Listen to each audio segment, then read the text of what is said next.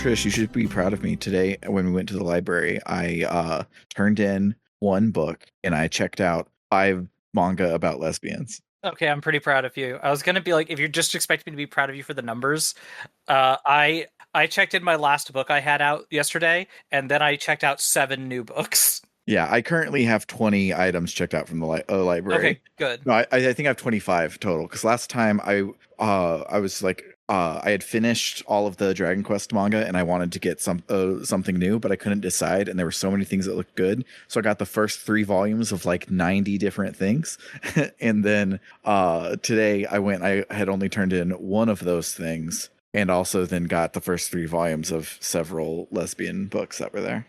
Okay, please tell me which ones they are, though, because I'm a connoisseur of lesbian manga. The I think I'm in love with the villainess is one of them, Ooh?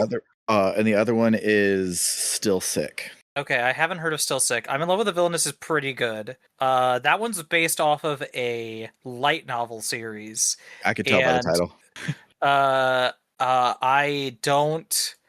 It's an interesting thing because from everything I can tell, so like I've seen it has an anime adaptation, and the anime adaptation is a really good dub. They cast a newcomer as the lead character, and she fucking killed the role. Or they rather killed the role because I think they're non-binary. And they cast, Nice. queer people. I especially that's one that like actually goes into like homophobia and shit in a good Nice. way. But it's also just really funny. Yeah. And the main character is also a horny freak, which I'm always a fan of. Yeah, it looked delightful. So I picked it up. The manga eventually goes to some weird places, but it's also like one of those things where I'm like, from what I read at the manga, the light novels, but I sincerely doubt the anime is going to even get a season 2, let alone how far it would have to go. Because Yuri manga never gets a season 2. It's a sad fact. Yeah, when I was on TikTok, I was on lesbian Yuri manga TikTok, because of course I was.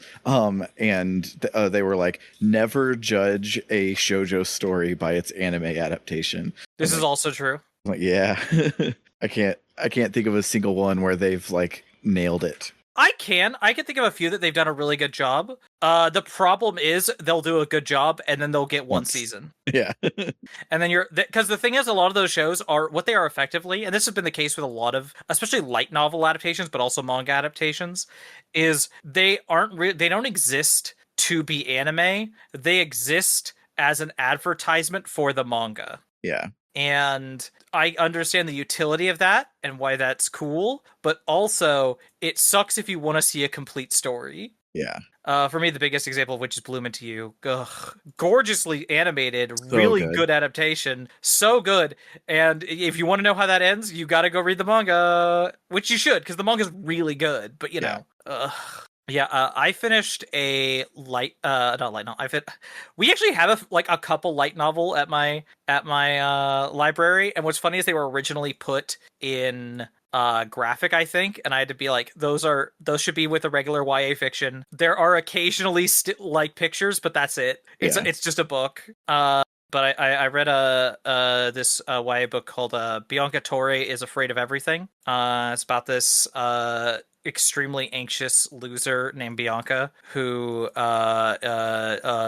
is into bird watching. And when I say is into bird watching, I mean genuinely, but also likes using that hobby to just like kind of just spy around the neighborhood because Bianca's terrified to go outside and socialize, and is also a huge closeted lesbian. And also, as Bianca discovers over the course of the book, is also non-binary, which is really cool. It's a really good representation of that. And I've never seen anything with a non-binary lesbian in it. I know non-binary lesbians. I'm kind of a non-binary lesbian myself.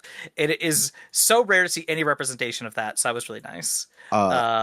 I was reading a book, a manga about non-binary lesbians soon. The book is called "At Age 30, I Realized I Had No Gender," and it's really good, yeah, actually. I've heard that one is very good. Yeah, I haven't finished it. It was one of the times where we went to the library because we were just I didn't need any books. I was just taking the kids, and then they wanted to play outside with these other kids, and I was like, "Who am I to say no?" But then because I wasn't checking out any books, I didn't have anything. But I got the it's like Hoopla but doesn't suck that the library has now. Where Libby? no Libby Canvas? Or No. So Libby is there is a digital representation of a physical item that you actually have to check out, and they only have so many Yeah, copies. But I'm very aware. Hoopla is just you have to. We also are talking to a army of people who might not know all these things. This is true. I I'm not guess. I guess. mansplaining libraries to you. Um, but and then Hoopla, you have like a certain number of credits, but you don't have to wait on other people. You can just do other things like that. This one is like that, except it's unlimited like Libby, but also not. You don't have to wait on other people like Hoopla, and it rules. And I have the app on my phone. Let me go see what it is actually Please tell me called. what it is, and I could tell my library, and we could see if we can get that shit because that sounds good. Oh, it's super boring. It's called Comics Plus. Oh, maybe not then. I think try to sell our people, and that would be more difficult. But Yeah, it's by some other thing with a better name, but I can't see what it is right now. But oh, no, never mind. It's not a better name. It's powered by Library Pro. So both of those are really bad names, but the service is good. And so I was reading at age 30, I realized I had no gender on there while the kids were playing, and it was really good. that's awesome. You Yeah, want and to? I huh? Oh, go ahead. I was about to pivot, but go ahead. Please pivot ahead. So, you want to know what isn't cool and good? What? So Summer, and her fiance are. Oh, they just got back, like literally a couple seconds ago. That was what my text tone was. That is going to be cut out of the episode, so I don't know why I brought it up. But so Summer just got back from Jamaica, and they've been gone all week. And as part of it, I have had to walk their dogs, and they have two dogs, and the dogs need to go out twice a day. This also, just because none of my social, my work, and my self-care calendars don't have each other's phone numbers. They don't interact. They have no idea what the other one is doing. And so my this week at work was crunch time on a project. So had really long days of being really busy at work that I would have to pause, drive across town to walk these dogs, drive back, continue the hard day at work. Then when I get off of work, I drive back to walk the dogs again, and then I come back home. The entire time, I'm also having to parent both of my children, and it just was spoon deficits out the freaking wazoo. And I'm glad that it is over. How can a deficit be out the wazoo? There would be nothing to exit the wazoo if there's a deficit. That's so true. You're totally right. Hi, those are the first words I've said on the episode. I think I've made an excellent start. Yeah. I agree. So I was gonna say, I definitely feel for you in a obviously not the same situation, not currently being a parent, sadly. But I do have, as far as you know, as far as I know, pretty fucking sure. So as I've talked about previously, the last couple of times, so the reason I'm taking a break from the main feed myself, even if we're all taking a break from the main feed this week, is because I'm still caretaking for my wife, and doing that and work at the same time is really hard. Because while I'm at work, / sometimes usually when I'm asleep, my other lovely partner, my wife's wife, my girlfriend Emma, she will be the main caretaker when I'm not available. But then when I am available, it's for a brief period of time before I go to work on a work day, or then when I get back from work. And then, so doing work and doing all that, and then getting home, and then immediately being like, all right, you really needed for caretaking stuff. You got to make food. You got to handle this and this and this. And I'm like, I'm so unable to do that. Yeah. The other day especially was really bad, not helped by the fact that I've been struggling with, I've got some sort of weird thing going on. I've got some sort of skin rash. I'm worried it's a fungal infection. I don't know. And, it's been a problem. And then I also just yesterday was like that plus headache plus extremely hungry and didn't bring a lunch and caffeine withdrawals all together. It was a true nightmare day. Ugh, I hate that for you. And then I read a really good graphic novel about lesbians from the 18th century. And that made me fucking cry at work.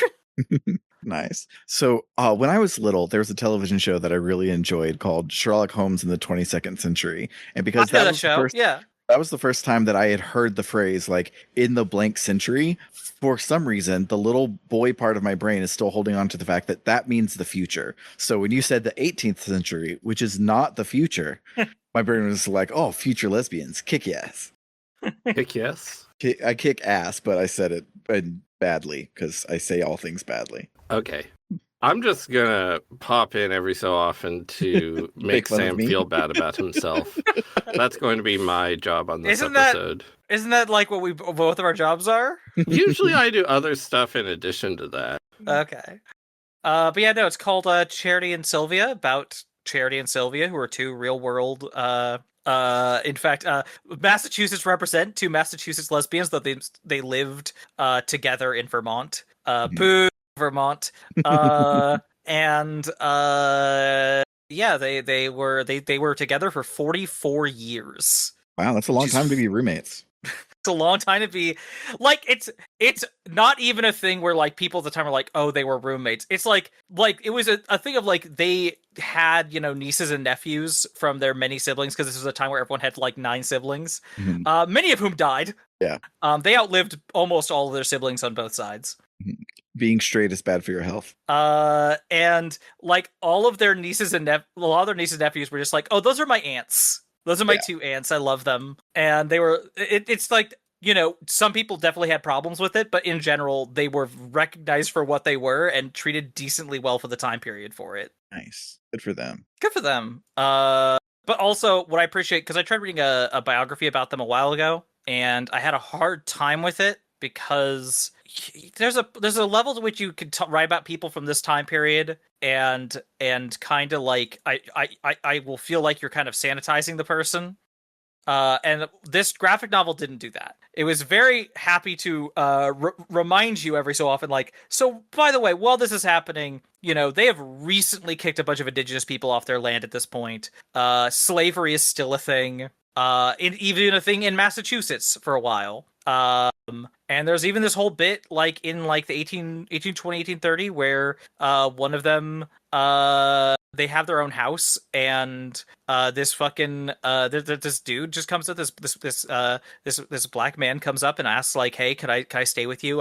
I'll happily, you know, work it off or pay whatever I need, but I just need a place to stay for a little bit. And one of them, Sylvia, was like, oh, sorry, we don't have any room right now. And the title of that one, because a lot of them will have like titles for the page, and that one was just, they had 2 empty bedrooms. Damn. And it's this thing of like, they were at least friends with abolitionists. They seem to have had an abhorrence for slavery on a personal level, but they also weren't willing to actually help enslaved people personally, which is just kind of, you know, it's rough. It's also just, as much as a lot of us would like to be like, gosh, if I lived back in that time period, I would definitely be an abolitionist and I would help people. And it's like, sure, you like, maybe you would, but like a lot of people, even people with abolitionist sensibilities, could be racist. Yeah. Shocker. Yeah. There's so much stuff just like growing up in like the boonies of Southeast Texas.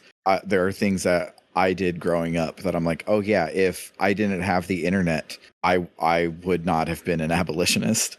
Like shit was hard to escape societal norms back in the day. Not to apologize for slavery or whatever, but just like, yeah, no, I get you. I get you. Well, and it's also this thing of like, you know, I wasn't, you know, I didn't grow up in Texas. I grew up in California, which ran into the issue of like growing up. There was K through 12, my whole schooling. There was, I think, 2 black students in any of my classes.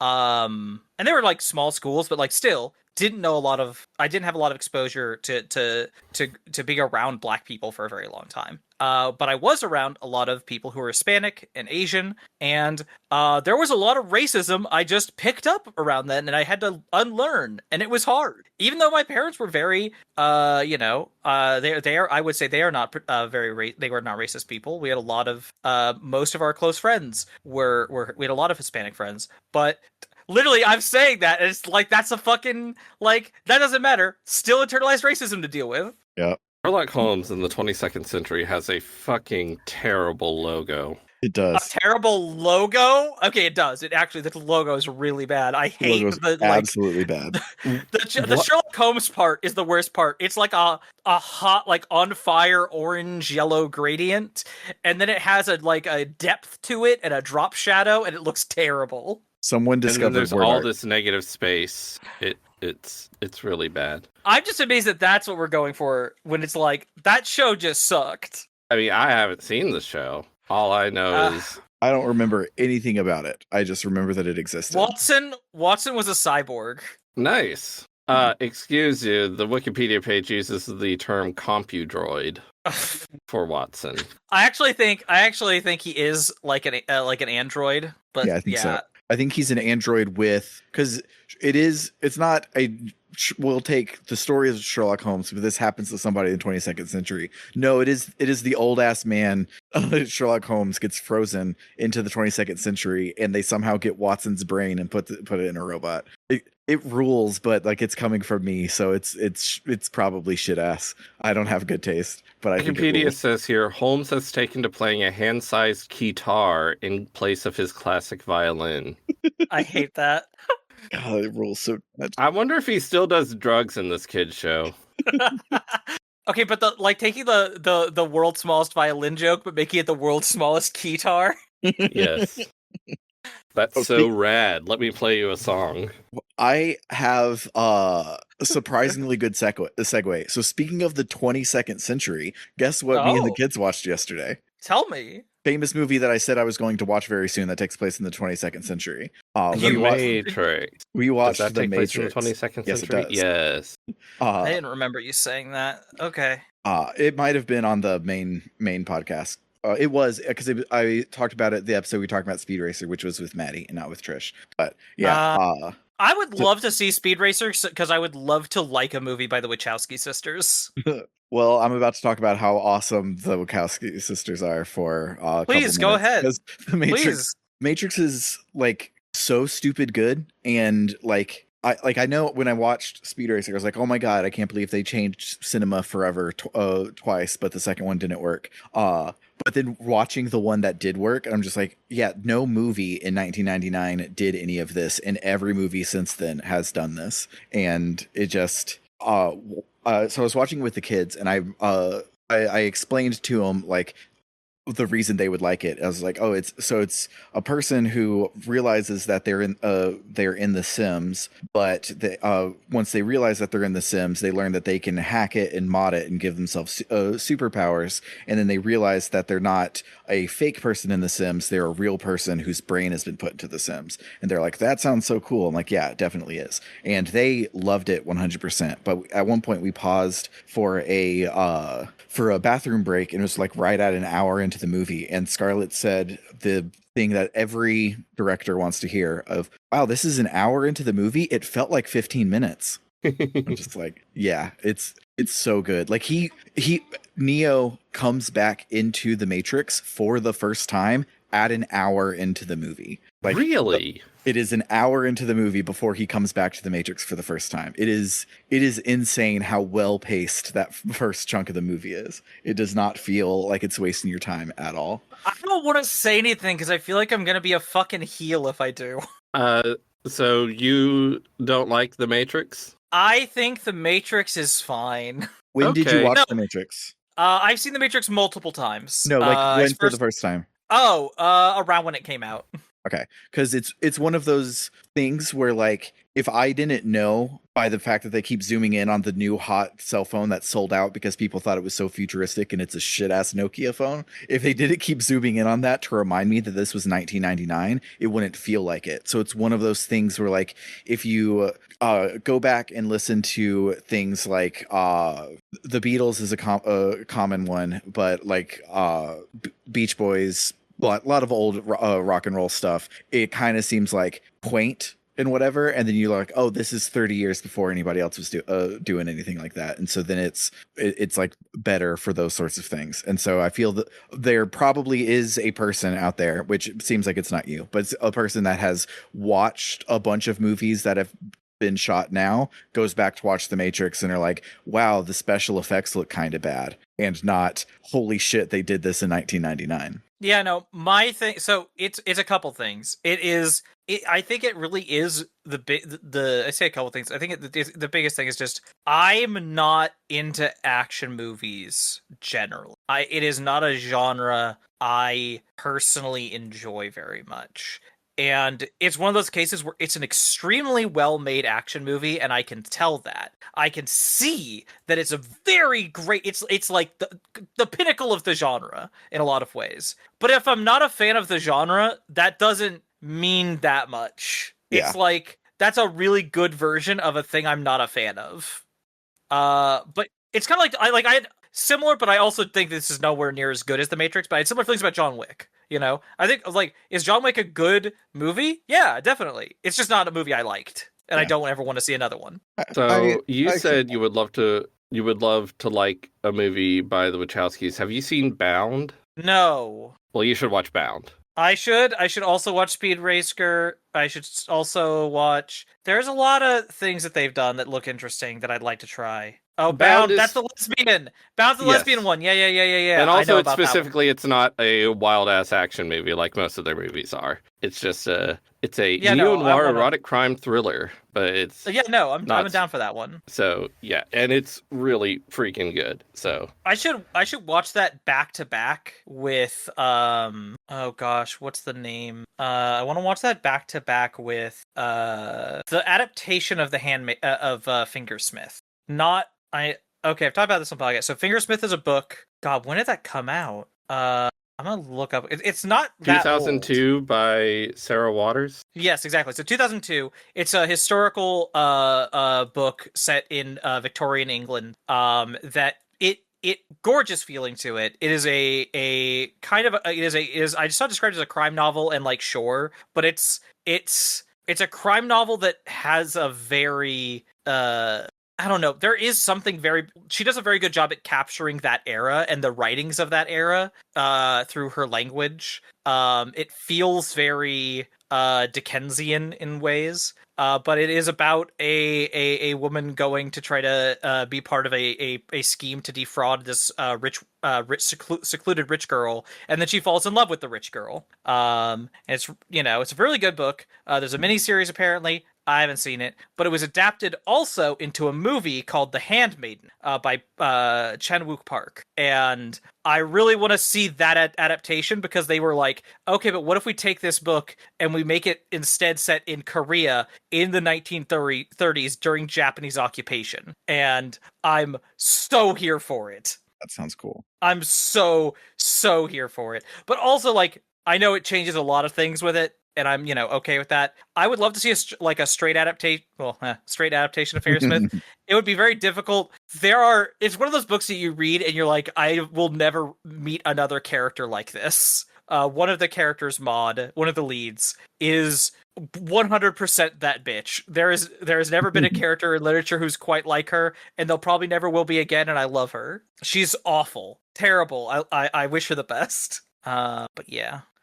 But yeah, no, fucking Matrix is good, sure. Yeah, I think it's a masterpiece, but I like action movies a lot. Same. I think if I were to look at... I'm trying to remember what films I have listed as my favorites on Letterboxd. Okay, my 4 on Letterboxd. Oh, okay, only 2 of them are action movies. So here's a question I was about to... I have to ask now, because I'm like... Because genre is... This is the thing we taught at the library a lot recently, for various reasons. Genre is, a fickle, weird thing that's difficult to define.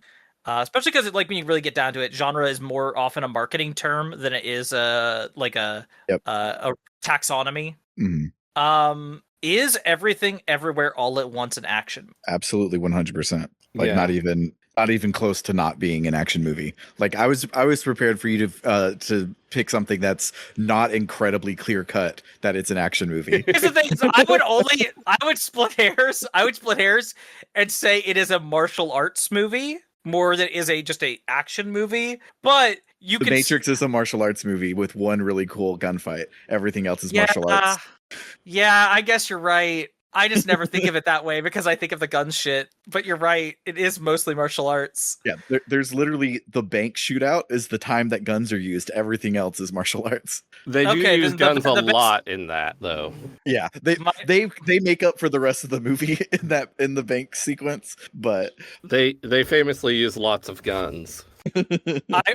I will. So in that case, my favorite action movie is that actually hits me deeply is Everything Everywhere All at Once. Yeah. But that's because I'm a weird freak, and that's a movie that was specifically made for weird freaks. yeah, being a weird freak that has children, that movie is fantastic. It's one of my favorites of all time. Oh, I can imagine, like, especially all the stuff. I feel like if I watch that movie again, all the stuff I've been happening with my dad is gonna make. I'm gonna fucking sob. Yeah. That movie is really, really fucking good and heartbreaking. Mm-hmm. I like movies. I think film is good, but I say that, I say that, and I mean that. But also, maybe one of my less favorite mediums. Mhm. Like, I try to be a generalist and not to discriminate too much. But also, like, there's a lot of mediums I'll take over a movie. I think it's not because I like them less. I just find them more exhausting. Mhm. And so my, like, to watch list for movies is much longer than other things. Yeah.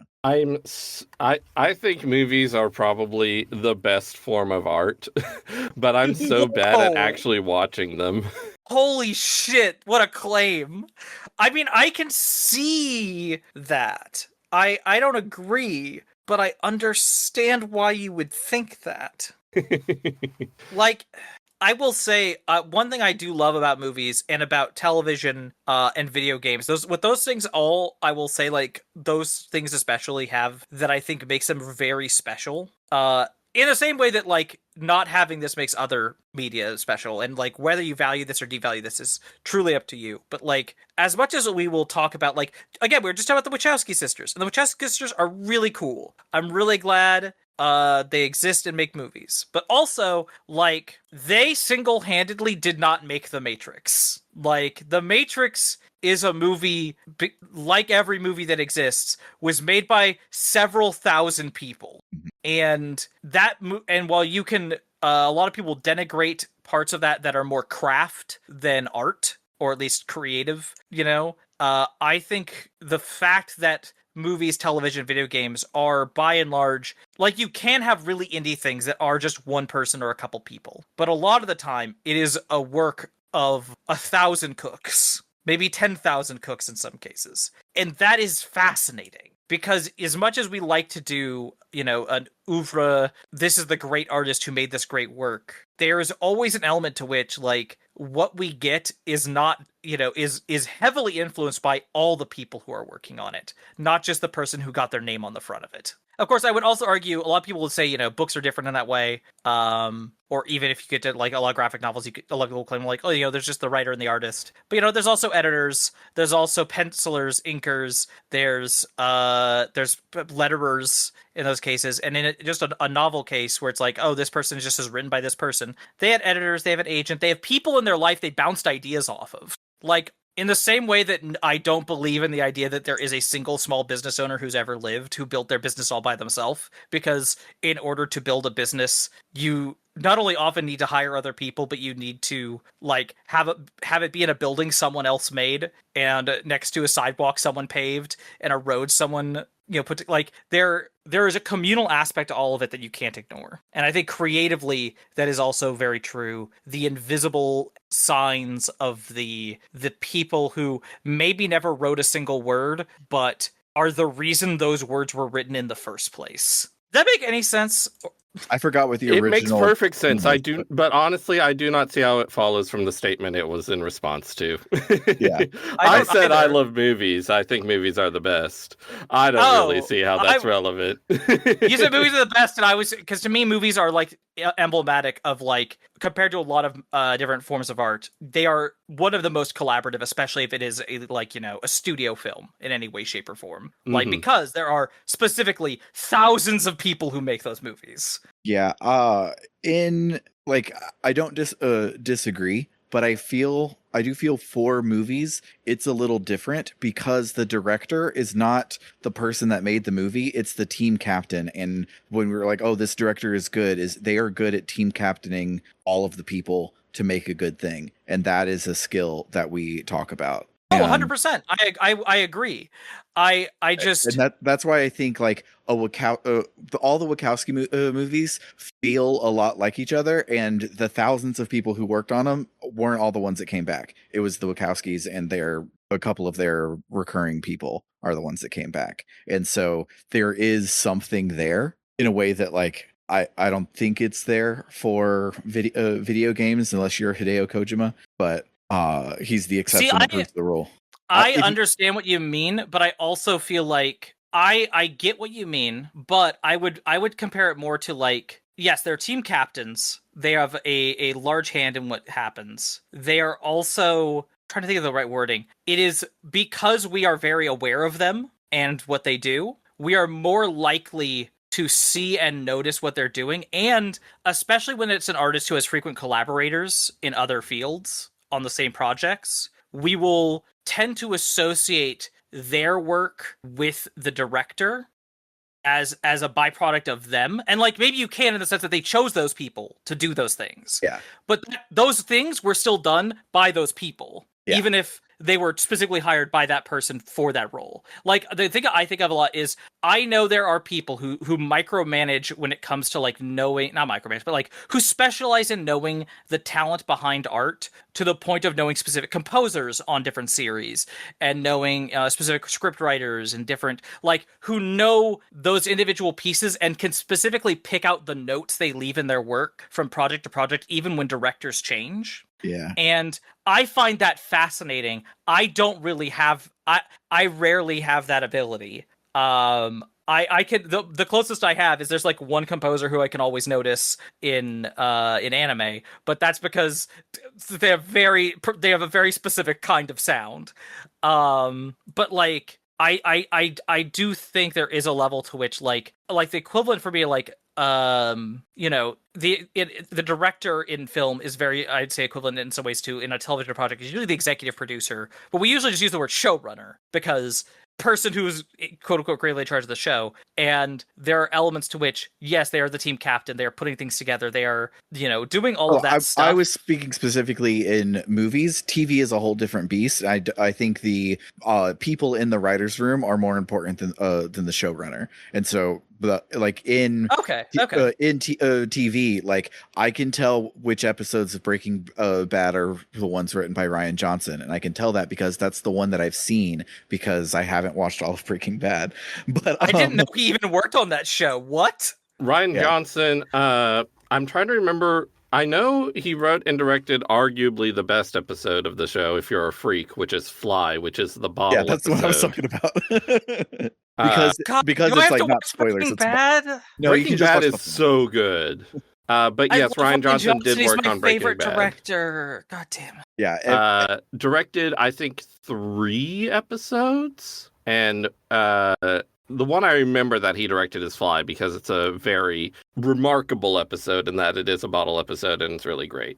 So that's the one you always remember. Oh, yeah, he did that one. Yeah. But yeah, like TV is a very different beast. And like being a showrunner, executive producer for a TV show is also being a team captain, but it's more like being the team owner and less of being the coach than it is in a lot of things. And it's like it's a lot more because you're managing it. And this isn't to denigrate showrunners at all. It's insane, and I could never do it. I attempted to do it with an audio drama, and that is one less artistic medium that was required, and I couldn't fucking do it. But they're much more like making sure that craft services is taken care of, and they're like all this sort of thing where they're making the whole thing work, but the show happens because of the writer's room and the individual directors. And oftentimes the showrunner will be in the writer's room. So it's not like they're not a part of it. But the Katherine Heigl movie 27 Dresses? Yeah, I'm aware it exists, yeah. The lady who wrote that movie is the showrunner for Crazy Ex-Girlfriend. Oh, yeah, I know who that is. Yeah. Yeah, Aline Brosh McKenna. Love her work. Those don't feel like the same thing. Crazy Ex-Girlfriend feels like Rachel Bloom. It doesn't feel like Aline Brosh McKenna. She's just also there because she's the executive producer, and it's neat, I guess. I don't know, but it's much different than in movies. I feel a director in a movie is a lot closer to coach than owner. That's because an executive producer is also a thing that happens in movies, and they're the ones signing paychecks and all of that stuff, while the director is just corralling the creatives. Oh, Ryan Johnson also directed Ozymandias or Ozymandias, or however you pronounce that, which I looked up which episode that is, and that's the episode where something very big happens. Yeah. That I'm not going to say what it is, but wow, that's an episode. Yeah. Yeah, and as again, like Hideo Kojima is proof that like there aren't auteurs in video games, because he is one. The TV show that proves that TV shows are not made by a couple people is the fact that the Game of Thrones was only written by those two dudes, and they didn't have a writer's room, and they didn't know how to land the plane, and they probably could have if they would have talked to a single other person while making the end of that movie, when they had to do something that wasn't adapting a story that someone else had already written. Well, eventually they were the only writers. There was earlier seasons they had other people as writers, including, if I remember correctly, George R.R. Martin wrote episodes, but then he fucked off justifiably. Yes, he does. Yeah, I just good for him, but as he does. Yeah, as he does. I just know there was a big blowback because they were like bragging after the show was done about how they didn't want to have a writer's room. They wanted to sit down and treat this like a 8-hour movie, and every single person who's ever written for TV is like, no, that's why would you do that? That's horrible. You made all of this money. You could have employed so many writers and your show would have been better. Yep, it would have. God, what a fucking dumpster fire of a show. I watched some of the early stuff and thought it was good, and I have heard it gets bad. Here's the thing is, there is parts of it that are very good. It is just, and the thing is, it's often the parts where there are other creative voices happening. Mm-hmm. But yeah, by the end, it is a true shit show supreme. Yeah, no, it's I really want to, I'm due to do a reread of that series at some point, because I do really like A Song of Ice and Fire. You gotta be ready for when the next book comes out. Don't say things that hurt my heart. That's just mean. That's just mean. Aren't there supposed to be 2 more books? Yeah, there are. Goodness. Yeah. Speaking of books that are never coming out, I heard like something fairly recently where like someone had read an early like editor's version of King Killer Chronicles Book 3, which is also famously never coming out. But maybe it is, maybe it's not. But all I know is Pat Rothfuss is a Twitch streamer now, and I don't think he can put author on his resume anymore. You write 2 books and then you Twitch stream for 10 years. I think you're a Twitch streamer who has written books, not an author who Twitch streams. Damn. Pat, if you're listening. I didn't know what the King Killer Chronicle was, but I looked it up, and apparently the last book came out 15 years ago. Yeah. Yeah, and I think in both of the cases, they the work evolved while they were working on it, and now they're facing a complicated solution that it's like hard to make good, and I don't envy them. I couldn't do it. But famously in Song of Ice and Fire, Khaleesi's doing a lot of cool shit on the wrong continent, and how the fuck is she supposed to get there to do the whole thing that she's supposed to do? And I am not that far enough in the book to know particulars. So you get thingies and other continent. That's the words you get from me. But and then in King Killer Chronicles, it's the framing story sets it up that this is a story told over 3 days, and the first 2 books ballooned and didn't address enough of the things that it needed to address. So the 3rd book is probably going to either be gigantic or it needs to be 4 books. But then if you do 4 books, what are you going to do with the framing story? So don't envy them, but those books are never coming out. Oh, A Dance with Dragons, the last Song of Ice and Fire book, also came out 15 years ago. Yeah, wow, sure did. What a good year for fantasy books. Those 2 books. It was 2011. I remember when it Good happened. year for fantasy books. After that, I hope you want to get into some other fantasy books. What's really funny is I started reading the series when A Dance of Dragons came out that year, which was also the year I graduated high school. Yeah, I started reading Name of the Wind right around then too. So it's like, oh, I finished this book, and the reason I read it at all is also the reason that I started reading Stormlight Archive. Is I realized that if you have really long, boring shifts at work and you need quantity of a story, if you have Audible, you can sort by length and just pick ones that look good from there, and your $15 goes a lot farther. And so That's true. I did The Way of Kings and Name of the Wind, and I obviously love both of them. And then I was like, okay, there's another one. The second one just came out. Awesome, I'll pick this up. And then it was like 2 years later, the novella came out. I'm like, awesome, we're on a good pace. I can't wait for book 3. Damn. Rough Indeed. So George R.R. Martin worked on a Yes, game ma'am. called Elden Ring Yeah, by a company called From Software. I heard of it. From Software is making a game called The Duskbloods, which has a network test going on right now, a closed network test, which I got to be a part of. Oh. And so I played some of it, and I was like, I shouldn't be surprised, but I'm not feeling this. It made me sad because like I was running around killing bad guys, and I was like, this feels so good and looks so good and stuff. It would be really nice if this wasn't part of a really weird multiplayer thing. Yeah. It's very weird to me that they agreed to do a second Elden Ring Night Rain before Elden Ring Night Rain came out, to know if that was a cool thing that people actually liked. And now we have a lot of people do like Night Rain a lot. I haven't played it because I saw it and was like, that doesn't sound like my jam. And now the Duskbloods, I've played a little bit of it, and I'm like, yeah, this isn't my jam. Yeah. It's a very weird PvPvE thing. There's lots of layers to the multiplayer mechanics that I don't really care to fully explain or understand. I just like single player games mostly. Me too. And multiplayer has, of course, always been part of the Souls games. But when a game is a single player game with multiplayer elements, that's very different from a game which is kind of Fortnite, but Bloodborne. Yeah. Which I'd rather play than Fortnite. Oh, absolutely. Yeah, when it got announced, I was like, holy shit, is Castlevania back? And then like within a week, I was right, but it wasn't Duskbloods, but Castlevania did come back, which Castlevania looks like it's going to be really cool. A little painterly looking one or whatever.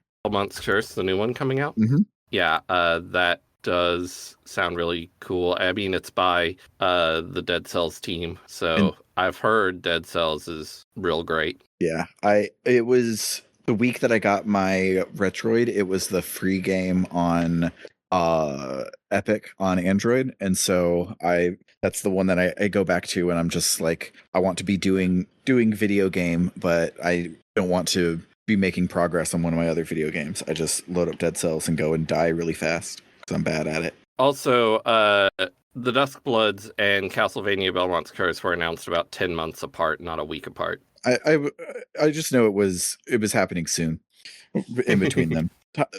My children, who are 6 years old and 9 years old, were born last week because time has compressed at this point in my life. Yes. Is that why Final Fantasy VIII is your favorite? Because it has time compression, I think is a thing in that game. I don't know. No, I think it's my favorite because he has a really cool sword, and I think he has the coolest Final Fantasy sword. I feel like the ergonomics of the gunblade probably aren't good. They're not bad. I had one because, of course, I did. Well, I assume it wasn't as heavy as an actual gunblade would be, which I feel like would change it up considerably. It was like stupid heavy. All of the gun parts were like cast in whatever metal it was out of. It was bad, and I don't think I would like it. But I think if I was using it to like do actual war and not try to stand around and look like I'm a cool anime character, then I think it would probably be something you could get used to. Yeah. I don't think Sephiroth's sword, which is the second coolest sword in Final Fantasy, I don't think there's anything that would make that ever possible by anyone. What I That love about unreal, what I love unreal. about that sword is it is so cool, but literally its only characteristic is it's really fucking long. That's Well, it, but it works. It is it's so very good. well. It's long and no, yeah, it's just long. First, I was arguing. I was like, oh no, I'm thinking of Cloud Sword. Cloud. I was gonna say it's thick. I'm like, no, Cloud's is the thick one Yeah. Yes. with 2 C's. Yeah, which is Cloud well, has girth. Sephiroth only has length. I think the third coolest sword in Final Fantasy is Cloud's sword from Advent Children. That's like 12 swords duct taped together for some reason. It's stupid and it's cool. Advent Children is weird. It's so weird. The fusion sword apparently is what it's called. A 6-piece sword assembly wielded by Cloud Strife. And yeah, it can just combine in a bunch of different ways apparently, because that would be a cool gameplay mechanic for a movie. Oh, there's so many cool gameplay mechanics in that movie. There's also a My Chemical Romance song, which is just the most aughts thing in the entire world. I think that movie would be like at least a half star better if it just had better color grading. It looks Yeah. so shit. Yeah. Also, it's funny because, it had the most amazing CGI ever at the time, and now the new Final Fantasy VII games look better than it.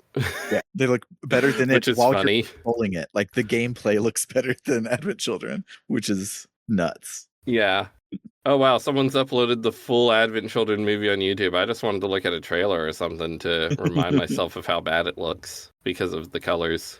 Oh, I opened it up and I skipped to a random point. I just dropped the marker on a random point in the timeline. And would you believe it? The frame I dropped to was someone putting on gloves because they liked doing that in that movie. Yeah, they did. They should remake that movie, just use the new character models and have the new voice cast do it. Or Speaking, oh god, I was going to say the craziest one would be Final Fantasy VII Remake Part 4, and it's a playable Advent Children, so we can actually play these gameplay mechanics it came up with for this movie. Speaking of movies, so I've been kind of wanting to do this. I believe I mentioned this last week on Victory Lap, but there has been a surge in trans femme Peter Parker art, or rather Petra Parker art, and it rules, and I'm super happy about it. But it's got me thinking about something. And then one of my partners started doing it, and so now me and another partner might start doing this. Namely, I might want to rewatch all the Spider-Man movies. They're But all really good. Like all of them? All of them. Here's the thing: I will do it because it's been a while since I've seen a lot of them, especially any of the Tobey Maguire movies. And like, I genuinely hope I like those movies now. Wait, no, that's too mean. I genuinely hope I am more than lukewarm on them. Does this start with the Sam Raimi movies, or are there ones before that I don't know about? I don't believe there's any movies. There are TV shows. Yeah, there's two TV shows. One is Tokusatsu, and one I was gonna say there's the Tokusatsu, and there's the Friendly Neighborhood Spider-Man. Wait, there might be 3. One of those is good, and I'll let you know. I'll let you guess which one I think is good. I'm gonna guess you mean the Tokusatsu one. Yeah. Yeah, you're right. Yeah, the Friendly Neighborhood Spider-Man show. Fuck.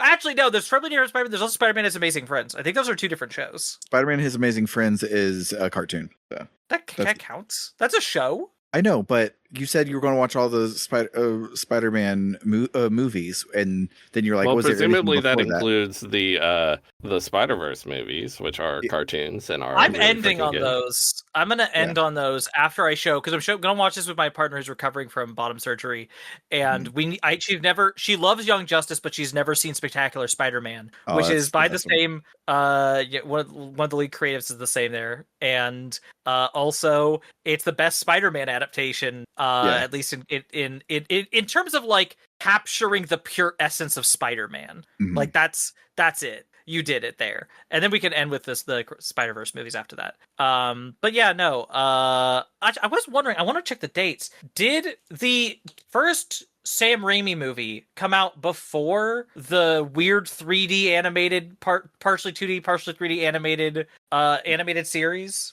No, that's supposed to be Neil Patrick Harris is playing Tobey Maguire. No, not that one. No, that was okay. Yeah, no, Spider-Man the animated series was before the Tobey Maguire. Yeah, I don't know which one you're referring to because so there's the one where MJ's wearing a yellow sweater all of the time. Okay, so that one is technically just called Spider-Man, which is unfortunate because the first one was also called Spider-Man. But we do usually call that one Spider-Man, the animated series. But when you said 2D, 3D hybrid, I thought you meant the Neil Patrick Harris Spider-Man, the new animated series, which is about Tobey Maguire's Peter Parker, played by Neil Patrick Harris. Yeah, and he goes to Counter Earth, and there's like dinosaurs or some shit. It's fucking buck wild. I've never seen it.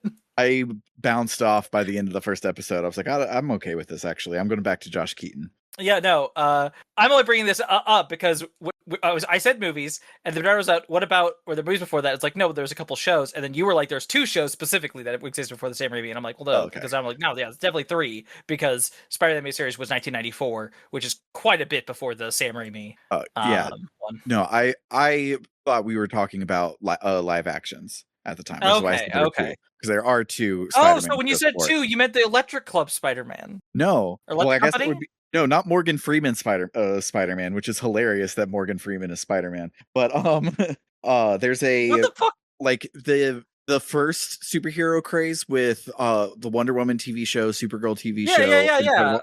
There was a Spider-Man one in that universe, and it's not very good. And that's why you've never heard of it. It's because it wasn't very good, and it didn't. Oh my gosh! Very long. I found this image of Spider-Man from, I think, the one you're talking about, and he looks so shitty. Oh wow!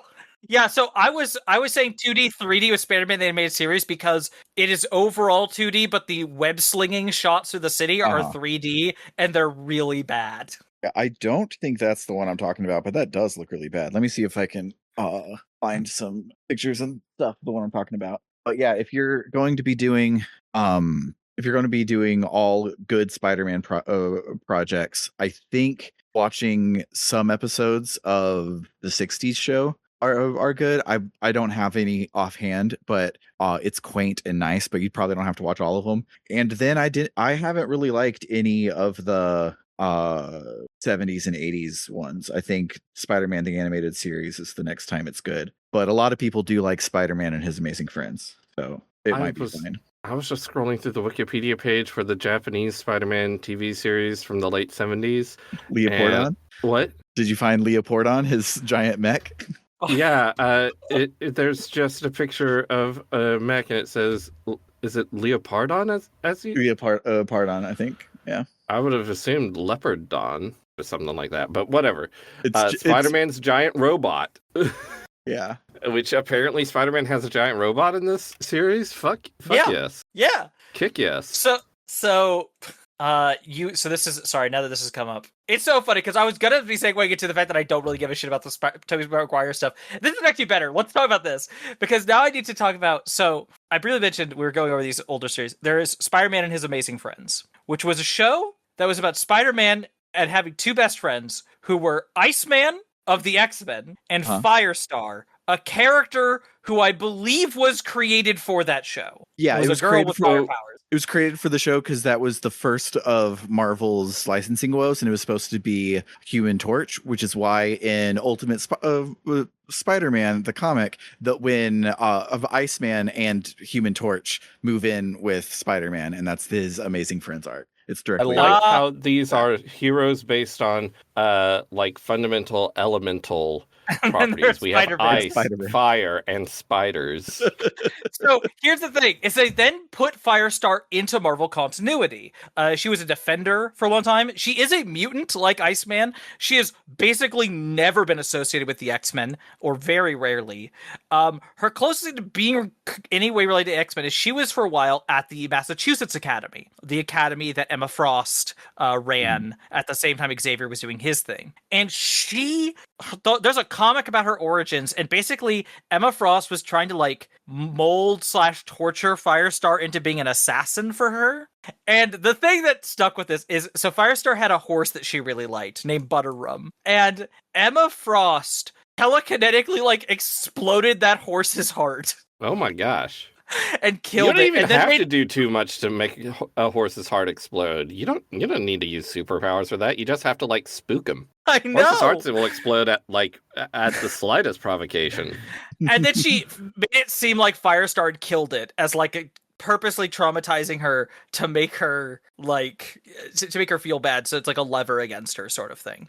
And the thing is, yes, Emma Frost eventually became a good person, like, you know, got redeemed, became a good guy. And so for years, what people would bring up about her as like a funny meme thing to bring up about Emma Frost is not any of the people she killed or people she brainwashed or anything. No, it's the time she exploded Firestar's horse. So good.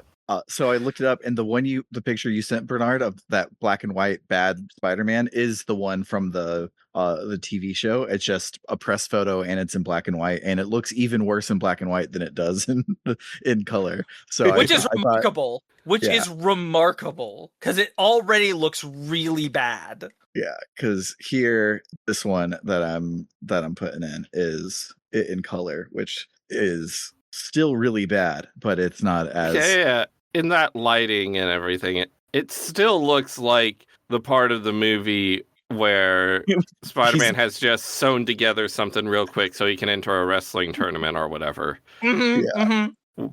Yeah. Yeah. I like his utility belt. Yeah. It's wild. The other day, I saw someone wearing a Spider-Man shirt that was just plain red. It had the white Spider-Man emblem on it. So, you know, spider form with all the legs coming out, but it's all white and it's on the red background. But they were also wearing a jacket, so most of it was covered. So when I saw it, my brain processed it as an inverted Imperial Japanese naval flag. And I was like, what on earth does that represent politically and historically and stuff? And then I realized it was Spider-Man. That's amazing. When you said that, my first thought was just the vibes of a Spider-Man costume with a white spider instead of the black spider on it. Like, I was like, that just feels bad vibes. That scares me. So the current Ultimate Spider-Man in the new Ultimate Universe, his has a white spider, and famously the PS4 Spider-Man has a white spider, and it actually looks badass on the PS4 one. It does, yeah, that's true. I think the PS4 spider suit looks pretty cool, but of course they have really like 5,000 suits you can choose from in that game if you don't like it. I wish I could go back to loving that game because I really like I enjoyed that game. And then I thought for 5 seconds about the cop shit in it. Yeah. It's like that's the thing. If you want to enjoy games, you shouldn't think about them too much. Most of them. Unfortunately, that's literally my thing. Yeah. That's our thing. If only we were on a podcast where we talk about how video games make us feel. I know, right? Yes. No, I think it isn't even really like the Spider-Man working with cops thing. It's the worst. It is the worst thing in that game for me is the entire part of the game where it's like, oh no, criminals broke out of Rikers Island and now there's criminals everywhere. Yeah. It is They're like just truly the most crazy. It is truly the most. A criminal is a other type of being that is not a human. Yeah. Sort of like it's rancid. It's so bad. And like I'm not gonna pretend like a lot of Spider-Man stuff has that. I think as much as I love Spider-Man stuff, there is always a deep potential for propaganda. Yeah. We need more anti-cop. We need more like anti-cop, anti-prison Spider-Man stuff. It exists. We just need more of it. Yeah.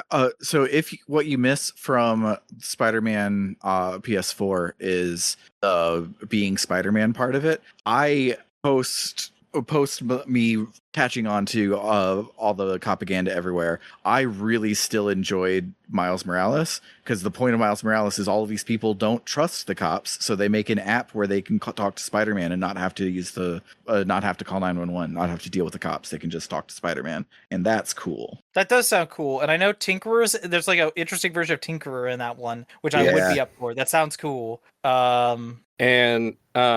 One thing I liked about it is that it has the villain who is going to do a bad thing has completely justified, but they have completely justified motivations and stuff. Just the reason that they are going to do the bad thing isn't like the usual reasons of, well, we've got to balance this politically and make sure that the person who wants to change the world also kills children or whatever. Mhm. It's just they have incomplete information, and they have incomplete information for reasons related to character motivations and stuff. So interpersonal conflicts. So I think it works really well. Yeah. It's just they have incomplete information because they don't trust this person who betrayed their trust at one point. And I think it's good. Yeah, I haven't played Spider-Man 2 yet. I don't know if it's good, so I can't co-sign on that one, but I absolutely love Miles Morales, and I think about it frequently.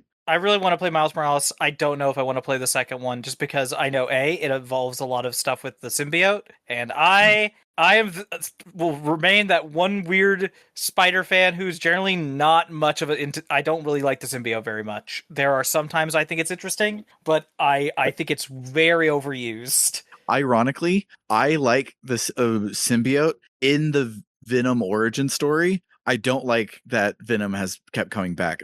Don't let Storm hear me. He's obsessed with the symbiotes right now. Okay. But I hate Carnage so much. I wish Carnage didn't exist. Yeah. Speaking of Carnage, have you heard about his sister Mania? She has the coolest. Yes. She has the coolest symbiote character design. Me and the kids, because Storm's obsessed, we found out about her this week, and I'm like, oh shit, that's good. My favorite symbiote related thing is actually so first of all, Mania does look pretty fucking cool.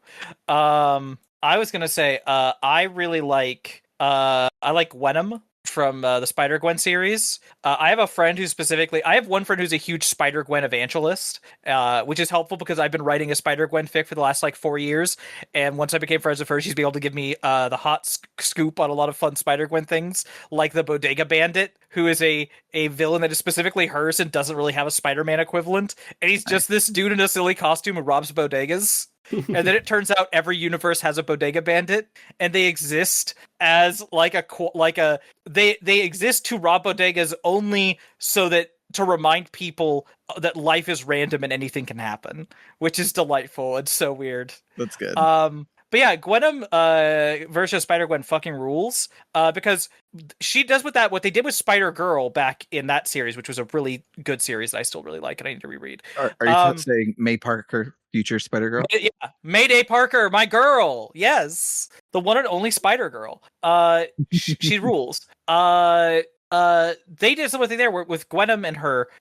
It's like, hey, the symbiote doesn't have to corrupt you and make you evil. Yes, it feeds on negative emotions, but it also, like, the way you treat it and think about it helps, like, establish its own psyche and persona. And if you're kind to it, and if you use it as a outlet for feeling negative emotions and then moving on and focusing on other things, like, there is a responsible, safe way to have a symbiote that is possible, and they do it, and it fucking rules. And it will, and Spider-Gwen specifically talks about, like, basically feeling like she has a relationship with her clothes because of it. Nice. And I kind of love that. Also, Gwenom just looks extremely cool. Gwenom has such a character design. I just looked it up. Yeah. Listen, it's pretty cool. What, Storm, come here. Want to see what a ghost spider with a symbiote looks like? It's so much. Oh my god, Gwenom? Uh-huh. Isn't that cool? Like... Sorry. Yeah, like I said, he's obsessed currently, so I had to show him. I appreciate it. Listen, I'm here for Gwenom. Gwenom's very cool. I really like this image specifically where she has the crazy symbiote stuff, but also some tasteful flats. Yeah. I low-key, like, for the long time, I thought the hood was the coolest part of Spider-Gwen's outfit, but I've come to turn around. I think it's the flats. I think the flats are really good. The flats are really good. I was also, we got the symbiotes because I was putting out Spider-Man games. Spider-Man 2 has symbiote stuff in it, which, but that's not the biggest reason I'm worried about it. The biggest reason I'm worried about it is Kraven, because I can't give a shit about Kraven. I don't think it's possible. That man is a boring ass character. And the fact that what they do with that character is, like, he's been killing Spider-Man supervillains and, like, bitching, like, oh yeah, he killed blah blah. And they mentioned he killed Shocker apparently. And I'm like, fuck you! Don't kill my favorite boy! What's wrong with you? Why'd you feed him to the lion guy? I love Shocker so much. Shocker Listen, unironically, I love Shocker. Shocker rules. I love my quilted boy. Audience, if you don't know, if you're making the common misconception, Shocker is not the Spider-Man villain with electricity powers. That's Electro. Mhm. Shocker is the one who wears yellow with black diagonal stripes, and so he looks like a quilt, and he has gauntlets that fire out vibrational sonic blasts, and it's silly but cool, and I like him. I like him for the same reason I like the Rogues in The Flash. And sure, I was thinking recently, like, for all that Spider-Man gets compared to Superman and Batman in terms of popularity level within their respective universes, in a lot of ways, the best equivalent to DC to Spider-Man is The Flash. Yeah. They're science heroes who have a rogues gallery that is mostly made up of weirdos who like to rob banks and shit in silly costumes. Weirdos who like to rob banks in silly costumes, and 90 versions of them in a different outfit. Yes, exactly. And the thing is with Shocker has really strong like Captain Cold vibes. And since Shocker is just doing his job. He is here to be a supervillain. It's what pays the bills. He has no enmity for Spider-Man. That's a guy he knows at work. And like, I love that. That's the best way to be for me, the best supervillains are that people who have a theme and stick to it 10,000% in a good way, like the Riddler, and people who are just truly just horribly obsessed with their hero, like Cheetah. Something Kale, Veronica Kale, and Lex Luthor, of course. Hey, I was looking up stuff about Marvel Spider-Man 2 for the Sony PlayStation 5 video game console, and I think I'm more primed to like this Craven because I'm gay, a gay man. You know what? That's true. You are a gay man, and I understand he does specifically appeal there. They're doing a lot with this guy in this game. Yeah, you're not wrong. You're not wrong. He also apparently Harry Osborn's Venom in the game. Okay. Oh, I that's my favorite thing about is it Ultimate Spider-Man or is it Spider-Man where he works at Horizon Labs? Was one of the Disney shows. They also made Harry Venom, and it was fantastic there, and it was my favorite version of Venom more than Eddie Brock. They've done Eddie Brock really cool in a lot of places. So the reason that I liked it in that one is because you know how they gave Eddie Brock Harry Osborn's role, and they gave Harry Osborn the dweeb role in Spectacular Spider-Man. So yeah, and I think that ruled. That was really good. Yeah, so it's like if you just don't make Harry the dweeb, and it's still that character archetype that then becomes Venom, that's pretty cool. So maybe it's cool in the game as well. I really liked it in the TV show. We were just talking about this. We were comparing. Me and my partner's been watching the same movies. We're talking about the Harry Osborn there, and it's like it's funny because in some ways, personality wise, that Harry Osborn is very similar to the Harry Osborn from the comics, but because they made him. Because they made him look like an actually like kind of cool rich kid, as opposed to the way he looks in the comics, which is a white kid with cornrows. Yeah, and it's like that's why I'm always my favorite version of Harry is probably the one from Spectacular Spider-Man because he is a dweeb. He's the biggest dweeb who hates Peter, or not even hates, but like grows these negative feelings about Peter because it's just like, yeah, Peter's also a dweeb, but he's like a good person, and Harry's not. Yeah. Harry's the guy who's like, if I was cool, everyone would like me. And it's like, Harry, part of the reason people don't like you isn't because you're a dweeb. It's because you're just a kind of a rancid human being. Yeah. Like when you get power, you use it horribly. You treat people like shit. Absolutely. And Peter does sometimes too, but generally doesn't. I'm glad we don't have dozens such dweebs currently running everything in real life. That would be horrible. That'd be so bad. So I think we should go ahead and do the outro. Agreed. So yeah, these don't normally have an outro, but they do this time because this is going up on the main feed. If you like what you heard today, you should absolutely go over to www.rpgbook.club where we have 100 of these. So you can listen to us talk about we do cool things on these episodes, such as read Wikipedia lists and talk about things. Pokemon. Talk about Pokemon. Talk about comic books. Like that's what we do. So if you head over there and throw us a few ducats, you can get the bonus feed, which also has some bonus seasons of the show, such as Tales of Podcastia, that covers all the Tales games, and the Escape Pod, which covers currently all the Star Ocean games, but there's a lot fewer Star Ocean games than there are Tales games, and we go back and forth. So we have cool things to do 4 games from now when we run out of Star Ocean games. That's going to be a long fucking time. Yeah. Yeah, absolutely. And if you up your donation to $5 or more each month, you can also get your name read at the end of every episode, a little like this. Shoutouts to Dragon Slayer 19, Freddie Rodriguez, and JFro Prime. And then if you really, really love us and you want to donate $20 or more a month, you can get a short 1-sentence shout out or advert right at the end of each episode, a little like this. Shoutouts to El Tantavi, who wants you to check out aftermath.site, a worker-owned reader-supported news site covering video games, the internet, and the cultures that surround them. And then shouts to Kildranis, who says to check out Desert Bus for Hope. It's a charity marathon event coming up on October 23rd. For more information, check out desertbus.org. And shouts to Vimke, who says, your lady is the nastiest. And she's going to say the word bitch, but she gets cut off for the record, since I can't pronounce an M dash. So that's what that is. I was wondering whether that was the thing that happens, or if Discord was having trouble, as it often does. That's what I was like. Let me clarify that I am speaking in M dash real quick.